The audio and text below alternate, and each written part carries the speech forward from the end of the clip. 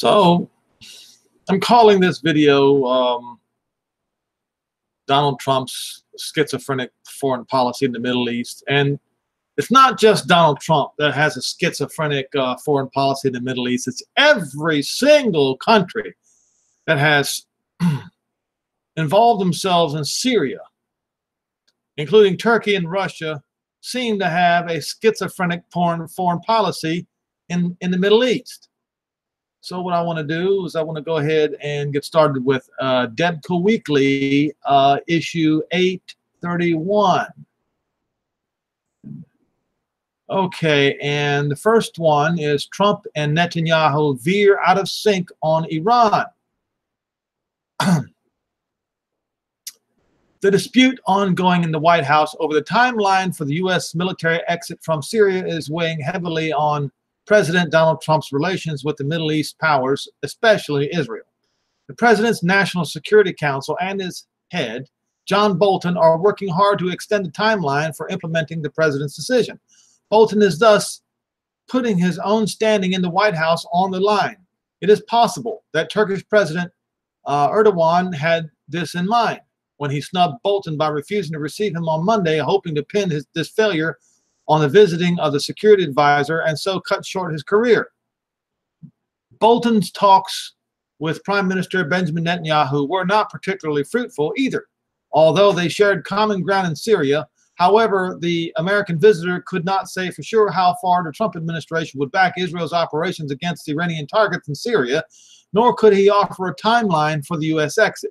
For now, Bolton said it was being delayed until the Turkish military threat on the Syrian Kurds were resolved, but an indefinite stay was not contemplated.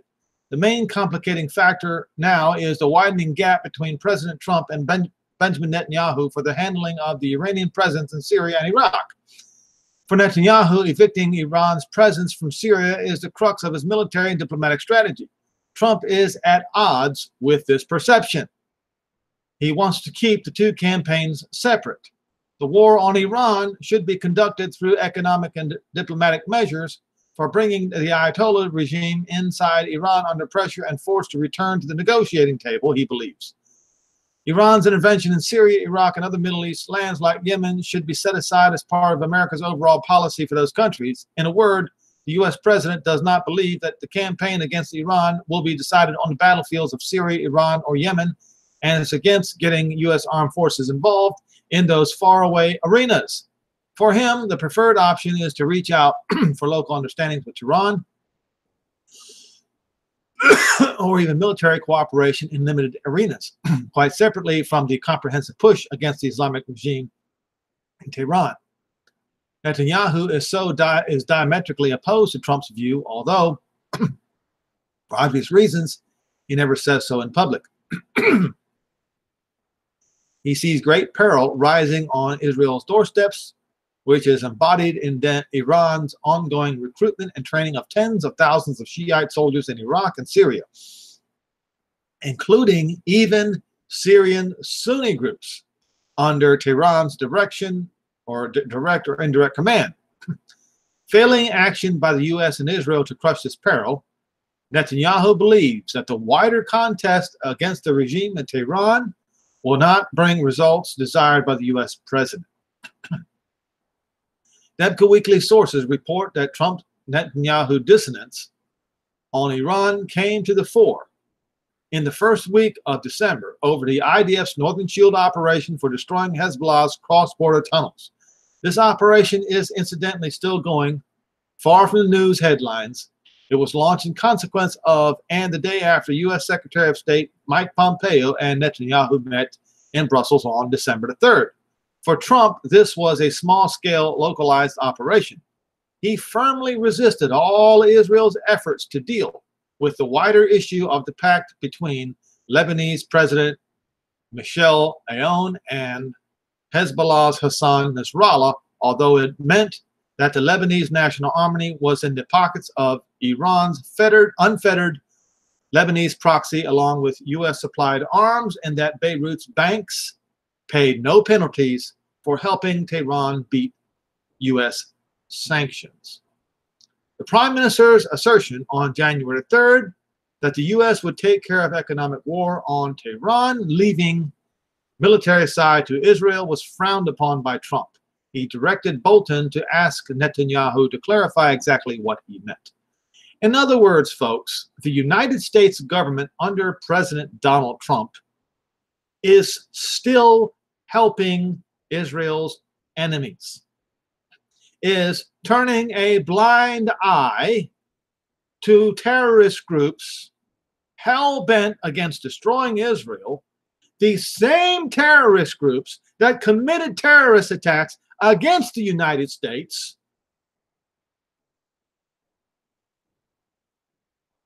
many years ago and did not pay the price. And as I said before, just one of the souls in particular, Robert Dean Steedham, who I was classmates with for a very short time, is still etched in my memory. And the fact that the crimes committed against him went unpunished, and the crimes committed by Hezbollah against other American citizens, as well as Jews, I believe even Leon Klinghoffer, I need to go look that up and see if he was one of them.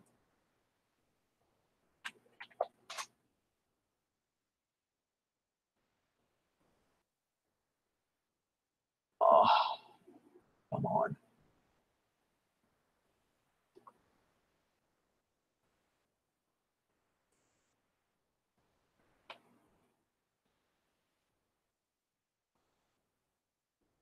Let's see here.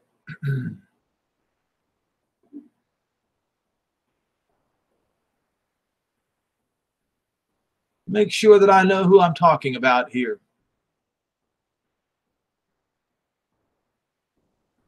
That was the Palestinians who did this to Leon Klinghoffer. Well, same thing. How is it? Tell me, somebody explain to me. How is it that the Palestinians who call themselves Palestinians are not punished for what they did to Leon Klinghoffer? How is it that the American government turns a blind and in the case of, as is written here in issue 321 of Depka Weekly, that the United States apparently is still helping Lebanon, giving foreign aid to Lebanon, who is partnered with not only Israel's enemy, but the enemy of the United States, Hezbollah. That in every other circle around the world, that would be considered treason against one's own country. But I guess the United States of America and its politicians have different standards for themselves.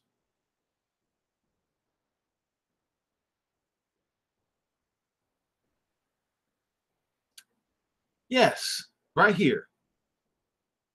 For Trump, this was a small-scale, localized operation. He firmly resisted all Israeli efforts to deal with the wider issue of the pact between Lebanese President Michel Aoun and Hezbollah's Hassan Nasrallah, although it meant that the Lebanese National Army was in the pocket of Iran's unfettered Lebanese proxy, along with U.S.-supplied arms, and that Beirut's banks paid no penalties for helping Tehran beat U.S. sanctions. In other words, the United States government under President Donald Trump is helping Lebanon and thereby helping Hezbollah, aiding and abetting the enemy of the United States.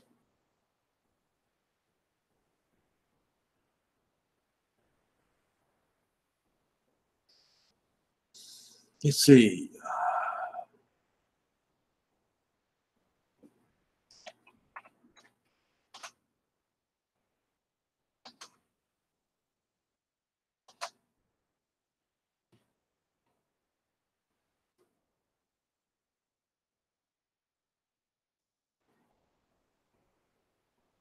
All right. Let's first go to the 1983 Beirut barracks bombing. Wikipedia. On October the 23rd, 1983, 2 truck bombs struck buildings in Beirut, Lebanon, housing Americans and French service members of the multinational force in Lebanon, a peacekeeping operation during the Lebanese Civil War. The attack killed 307 people, 241 U.S. and 58 French peacekeepers, 6 civilians, and 2 attackers. The first suicide bomber detonated a truck bomb at the building serving as a barracks for the U.S. Battalion, 8th Marines Battalion landing team. Killed 220 Marines, 18 sailors, and 3 soldiers, making this incident the deadliest single-day death toll for United States Marine Corps since the Battle of Iwo Jima in World War II. Yes, Hezbollah did this. Another 128 Americans were wounded in the blast. 13 later died of their injuries, and they were counted among the number who died. An elderly Lebanese man, a custodian vendor who was known to work and sleep in his concession stand next to the building, was also killed in the first blast. The explosives used were later estimated to be equivalent to that of 9,500 kilograms or 21,000 pounds of TNT. Minutes later, a second suicide bomber struck the 9-story Dracker building a few kilometers away from where the French contingent was stationed. 55 paratroopers from the 1st Parachute Chasseur Regiment and 3 paratroopers of the 9th Parachute Regiment were killed and 15 injured. It was the single worst French military loss since the end of the Algerian War. A group called itself Islamic Jihad claimed responsibility for the bombings and said was the aim to force the MNF out of Lebanon. According to Caspar Weinberger, then United States Secretary of Defense, there was no knowledge of who did the bombing, while Israel analyst Shimon Shapira points the finger at Hezbollah and Iran. No consequences whatsoever. In fact, the United States' response to the killing of these peacekeepers might as well have been a thank you.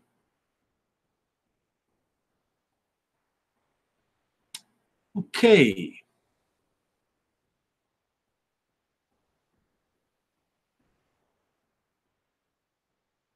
Lebanon hostage crisis.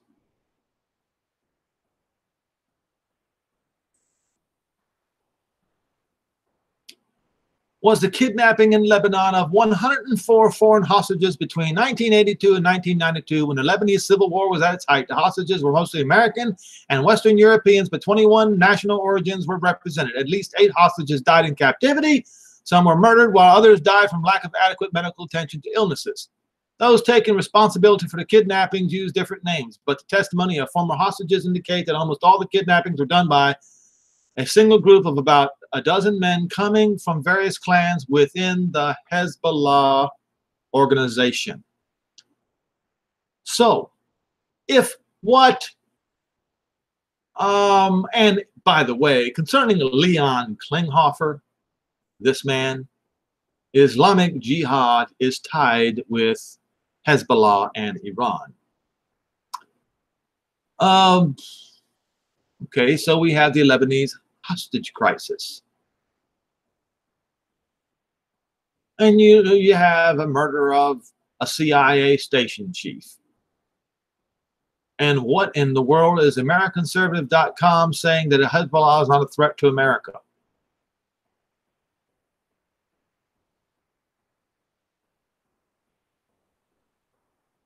My point is, according to Debk Weekly, the Trump administration doesn't care about this, just like the Obama administration didn't care about it. In fact, rewarded Lebanon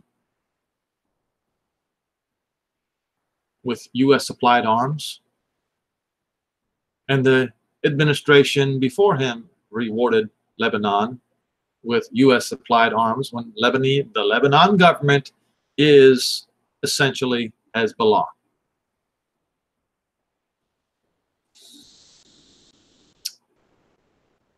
Folks,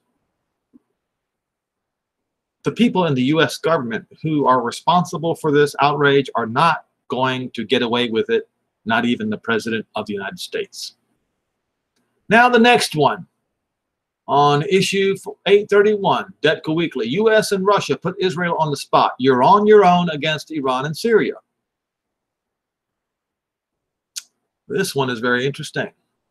Instead of being enhanced, Israel's security situation vis-a-vis Iran and Syria took a steep downward turn in the 2 weekend conversations Prime Minister Benjamin Netanyahu held first with Russian President Vladimir Putin on January the 5th, and then visiting U.S. National Security Advisor John Bolton on January the 6th. Security situation went on a downward turn? What's that all about? As far as Putin was concerned, Moscow has done enough to keep Iranian forces away from the borders of Israel and Jordan, and he could not say what more he could do without jeopardizing Russian interests in Syria. He refused to consider granting the Israeli Air Force more leeway for operating over Syria, even in close coordination with the Russian command on the spot. The Russian president then went back to accusing the Israeli Air Force of the same vein as his defense ministry, namely that Israel must stop using civilian flights as cover for its operations over Syria against the Russian and Syrian air defense batteries guarding key sites in Syria. That accusation was first heard from Russian defense officials after Syrian missiles shot down the Russian IL-20 spy plane on September the 1st. It was repeated on December 28, 2 days after Israeli warplanes flying over Lebanon hit 3 Iranian targets embedded in Syrian military bases around Damascus. The Russians claimed that this Israeli tactic endangered 2 civilian aircraft coming into land in Beirut and Damascus. Yes, coming from and to Iran, loading or unloading and unloading military equipment for Hezbollah, no doubt.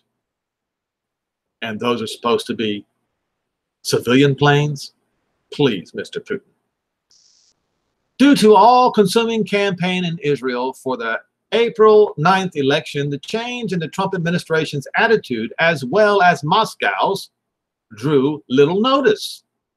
National Security Advisor John Bolton told reporters in the airplane bringing him to Israel that before the U.S. withdraws from Syria, it will make sure that the defense of Syria and our other friends in the regions is absolutely assured and take care of those who fought with us against ISIS and other terrorist groups.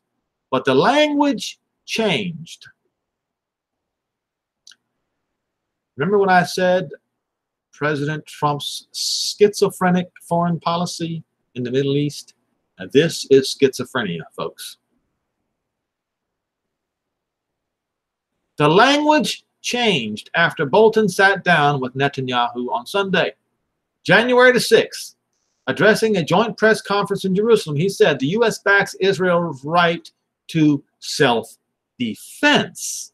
What does that supposed to mean? What is that supposed to mean? I'll get to that in just a second.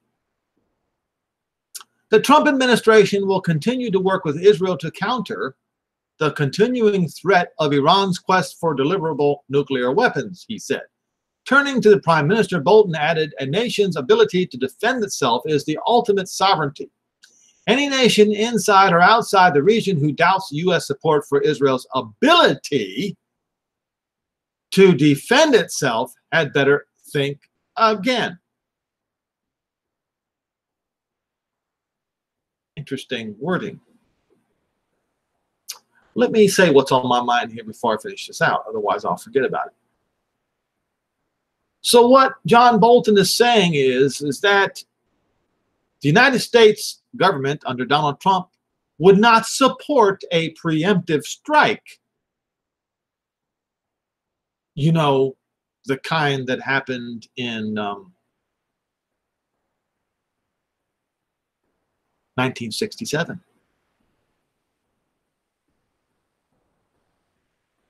Only a defensive posture, you see, would be acceptable. That's essentially what he's saying here. Ability to defend. Look, Israel is not going to sit there and wait for an invasion. Or they shouldn't. But this is what the Trump administration is asking Israel to do. Well, to the folks in the Trump administration, you need to be careful what you ask for, because an invasion is exactly what's going to happen to Israel. And when it does happen, think about Ezekiel 38 and 39. Think about Joel 2 and Joel 3.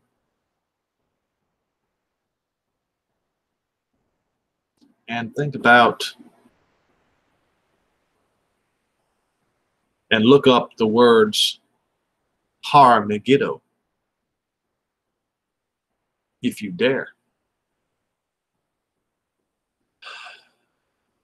So what Deb Kafile is saying is, and that's exactly, I'm agreeing with them here.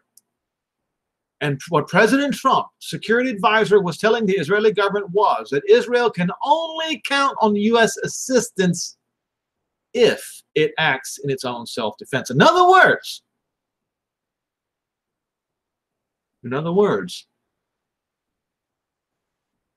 if Israel has to do a preemptive strike, the U.S. is going to be against Israel. So the only way that the U.S. will help Israel is if they fire on Israel first. That's what self-defense means.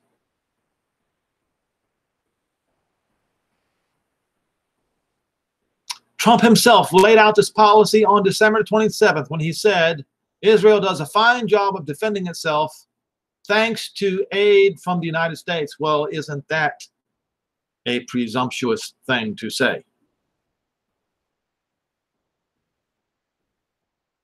No, that is a wrong thing to say. Israel will have the ability to defend itself thanks to the aid from the Almighty Jehovah, the Holy One of Israel, and Yehoshua HaMashiach. My apologies for my broken Hebrew here.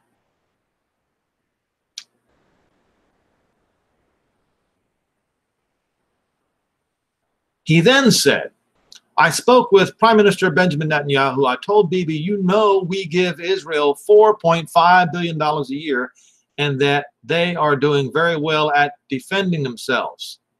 Explicitly addressing the new situation, Netanyahu told a meeting of IDF special operations officers and security executives. Whereas the U.S. is running the economic war against Iran, Israel is left to take care of the military campaign.